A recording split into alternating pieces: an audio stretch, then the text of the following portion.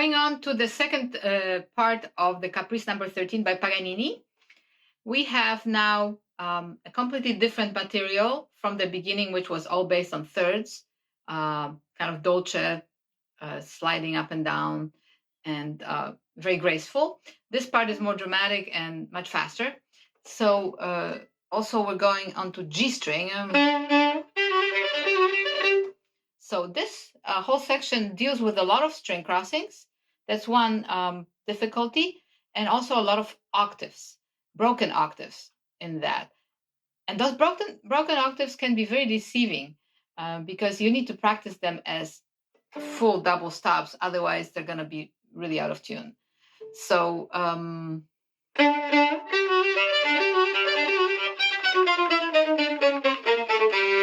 I play the first part kind of at the tip. So then we want to use the forearm. But like I said, with octaves, before you even get to that point, you want to practice the octaves as octaves. So we have the G in the second measure. We have a chromatic scale, right?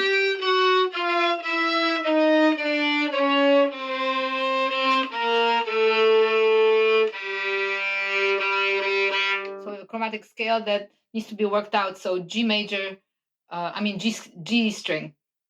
I apologize. G string. So you have to work on that G string, being really comfortable reaching up there. So making sure your arm can move up the fingerboard in a pretty relaxed manner.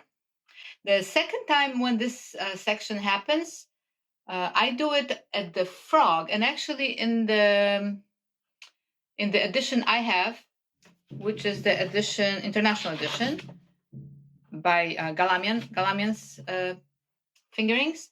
So I would do it starting down bow at the lower part of the bow.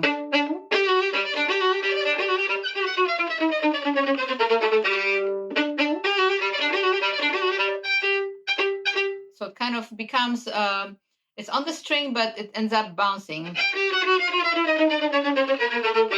And it almost bounces like on both strings because you can't really make it bounce. This direction is very awkward. It's easier to go up, down, but down, up, it ends up being kind of a sautille bouncing on both strings. But that makes it different for the second time, the repeat. And then we go to the E string, same passage, but now it goes backwards. So, and this one I find kind of challenging because I don't know, my fingers are maybe more narrow than yours, but you may also have a challenge with that, is when you go to the 1, 2, 3, 4, fifth note in measure 24, which is that first full measure of the second string, second section of the second part. So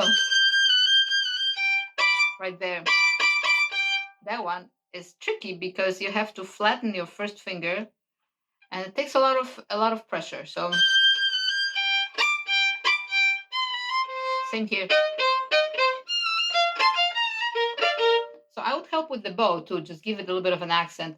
That helps me. It says spiccato here, but on the repeat, if you do the repeat, that's kind of your own choice. But that would mean changing bowings, and I've never done it that way. That's just the Galamian's idea, and you can try it yourself. So so that passage, it's a progression going down.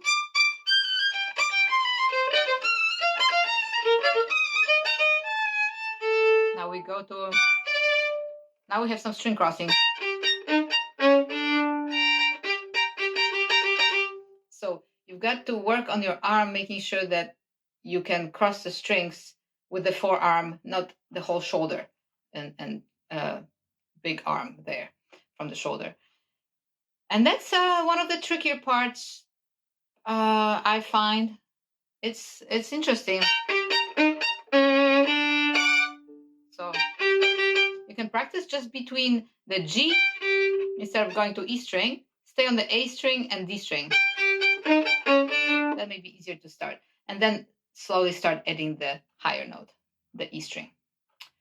And then we have another segment that has octaves. So again, I would practice.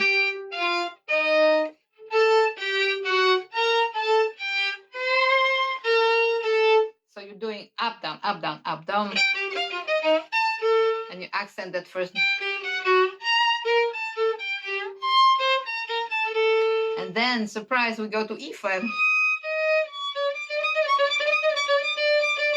So again, I would practice maybe on the lower string first. And I always repeat the notes if I'm working on something like that. But I'm still fingering the octaves. So this is measure 32 I'm working here.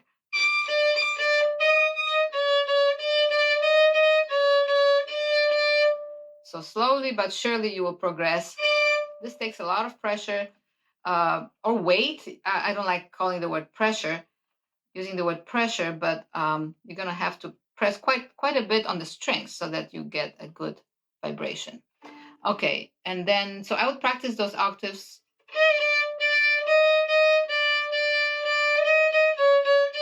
Like this. And then going down. And then slowly start adding the top note. You can still play each note twice until those octaves are comfortable. That takes quite a bit of time to, years really, to get it perfected.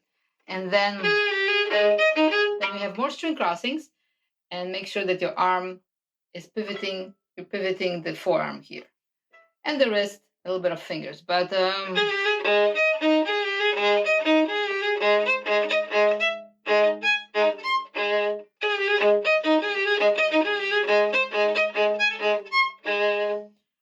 and then so that was backwards, right? Up, down, up, down, up, down, because that's how it works much better than down, up, down, up. You don't want to do that.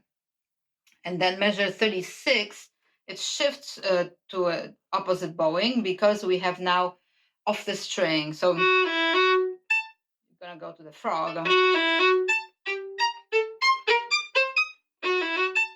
I find it very important here to have the fingers flexible, not really loose, but flexible. If you're interested in that process, I have a video on collé. You can go to my technique of the week and see what I mean by that finger motion. You may be already familiar with that, but it helps me a lot to cross the strings more with the wrist and the fingers rather than the forearm, because we're now at the frog. So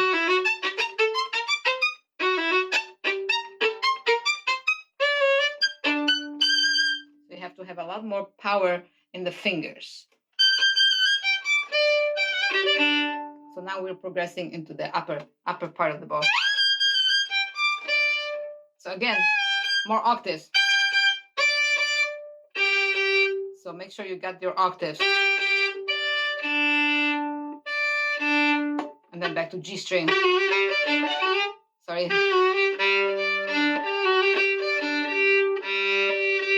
So here you can find the harmonics. To find that on the G string initially. And I use this harmonic here in that last measure, measure 39. By the way, I'm numbering my measures all the way through the piece. So this is measure 39, which is the last full measure of the piece. So